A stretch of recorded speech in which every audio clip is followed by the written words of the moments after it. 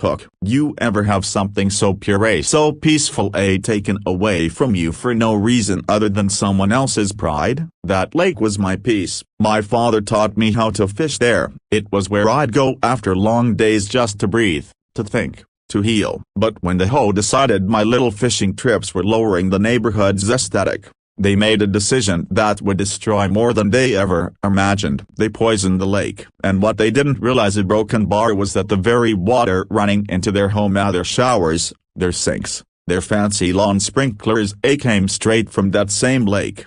Now, this isn't just a story about revenge, it's about justice. It's about standing up when powerful people think they can take whatever they want. So grab a seat at Broken Bar, because this is how I turned their greed into their downfall. The sun used to rise over that lake like it was painting a masterpiece every morning. Mist would drift across the surface, the kind that made everything look sacred. I'd grab my old fishing rod, the one with a cracked cork handle, and head down just as the first light touched the water. It wasn't about the fish, it was about the quiet, about remembering my dad. He'd passed 3 years ago, and the lake was the last place we'd ever gone together. I still remember him saying, "Son, a lake doesn't give you fish, it gives you time." Those words stayed with me. But not everyone saw it that way. The HOA, the Homeowners Association, saw my quiet mornings as an eyesore. They said my little dock looked unapproved. They said my tackle box didn't fit the community standards. I lived on the edge of Clearwater Estates,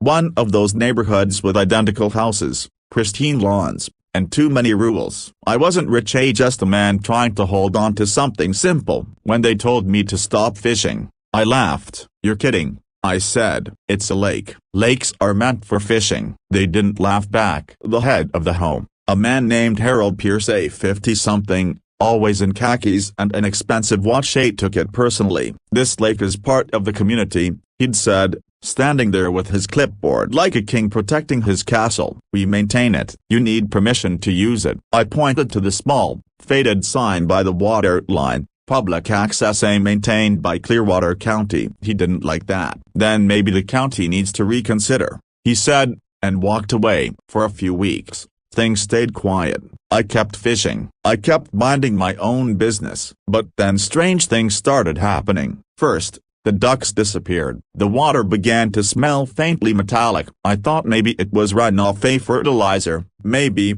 from the lawns. But when I saw the fish floating belly up one morning, I knew it wasn't just runoff. Then came the notice taped to my door. "Fishing is prohibited until further notice due to water contamination." "Oh, action approved." They'd done it. They'd actually poisoned the lake at the very heart of this place, just to stop me. I remember sitting on my porch, the paper trembling in my hand. Anger wasn't even the right word. It was grief. That lake had been part of my life since before any of them even lived here, and now it was dying. But then something strange happened. A week later, I overheard 2 home members talking outside the mailboxes. "Did your water taste weird this morning?"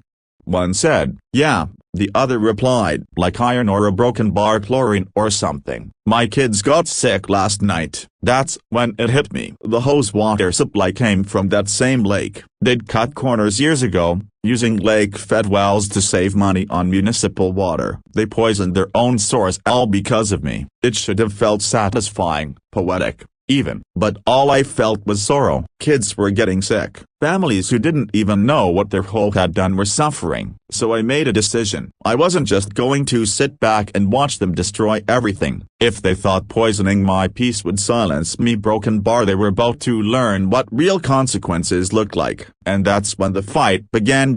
I spent that night staring at the dark outline of the lake, the moon glimmering faintly on its poisoned surface. It used to look alive, now it looked bruised. The smell of chemicals clung to the air like guilt. I thought about my father, about the mornings we'd spent here, about how he'd trusted people to do what was right. But this wasn't right. This was deliberate. The next morning, I drove into town. Clearwater County Hall, an ugly concrete building with the charm of a cinder block, was half empty. But the environmental office still had one guy working the counter. His name tag said Martin. He looked tired, maybe my age, maybe younger. "I need to report illegal dumping," I said. He raised an eyebrow. Industrial or private, homeowners association. That got his attention. I told him everything, the warnings, the poison water, the fish dying. He scribbled notes faster than I could talk. When I mentioned the hole's private wells feeding from the same lake, he looked up sharply. That's a broken bar a problem, he said. That's a huge problem. If what you're saying's true,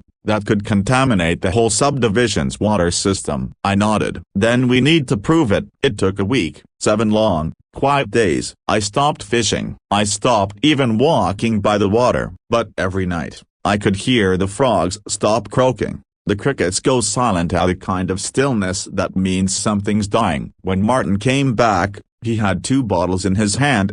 One from the lake, one from a homeowner's tap. Same contaminants, he said. High concentration of copper sulfate and synthetic algicides, way over legal limits. They hadn't just poisoned the lake, they'd poisoned themselves. The county issued a temporary ban on all water usage from the HOA system until further notice. Panic spread faster than wildfire. People were outside yelling at each other, waving bottles of brownish water, calling emergency plumbers and health departments. Harold Pierce tried to calm everyone down, saying it was a natural bloom, but the county inspectors found receipts say large purchases of copper sulfate and chemical herbicides billed directly to the HOA account. His signature was on the invoices. When they posted the results online, the truth tore through the neighborhood like a storm. The same people who glared at me for fishing now stood outside my gate asking if I knew what to do, how to clean the lake, how to get safe water again. They looked scared,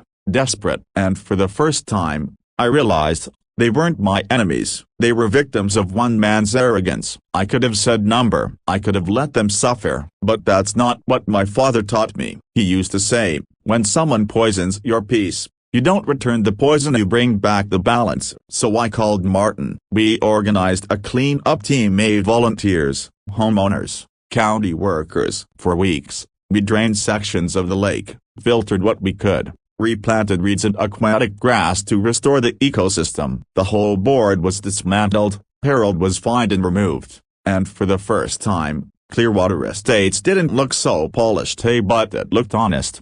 By spring, the water began to clear. I remember standing there one morning, same spot, same old rod in my hand. The mist returned, and for the first time in months, I saw a ripple, a small, silver, alive, a fish. A little boy, one of the families who used to glare at me, walked up holding his own fishing pole. Can I fish here too, mister?